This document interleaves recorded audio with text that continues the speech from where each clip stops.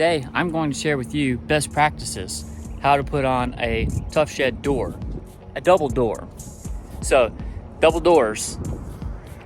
Step one, I usually go ahead and put it on my threshold, and then I take some random trim boards, the trim that goes on the side, the corners, same board, and I put them right on top. If you got one long piece, I put one long piece. If you only have scraps, I put them there. And then, out of my two doors that I have, I take the non-handle side door and I go ahead and put the latch on. It comes with two latches, one on the top, one on the bottom, and I usually put just the top on. I'll put the bottom on later. Now I'm gonna go ahead and set my door in place.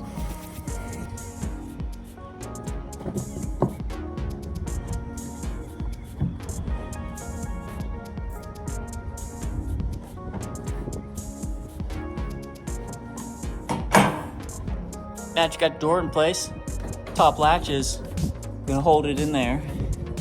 And I usually slide it over about halfway over this 2x4. You can see 2x4. And I just usually slide it over about halfway. I just use my best guess. Now that I got this door in place, the next is the handle side door. The first step in putting that together is to take this square cylinder magnetic thing that Tuff Shed provides, and I put it right on the inside of the door on the metal. It measures 3/4 of an inch. It measures the same as the trim board, so that there is 3/4 of an inch gap on the floor, between the floor and the door, and between this wood part and the metal part of these two doors. So I'm gonna go ahead and put this in place. And again, Tuff Shed supplies these, whatever they're called. If you want and you need one and you don't know what to call it, take a screenshot and show your provider or whoever. Anyhow,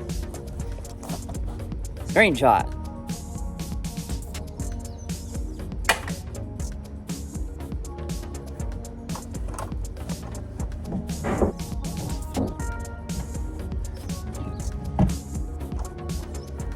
Now that that's in place, I like to try to make sure that it's centered up in the appropriate place.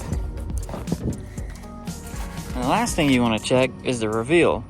You can see that the reveal is close there, but far apart there. And that's not my fault. That's the door builder's fault. The reason I say that is because I know that this is flat. It's flush on the ground. And so we'll just have to adjust it accordingly. Typically, it's a pencil width apart.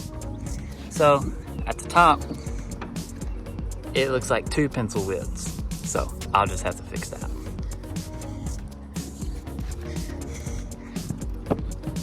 I'll put my trim in and nail it, and then I'll screw it on.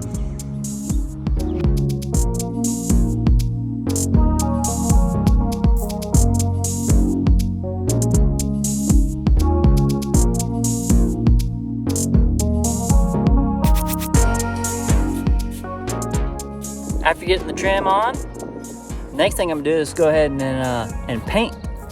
So then I can put my door handle on, so I don't have to paint around the handle and potentially get paint on the handle. After putting the handle on, after painting and putting the handle on, I'll go ahead and open it up and put that bottom latch on. And that's basically it.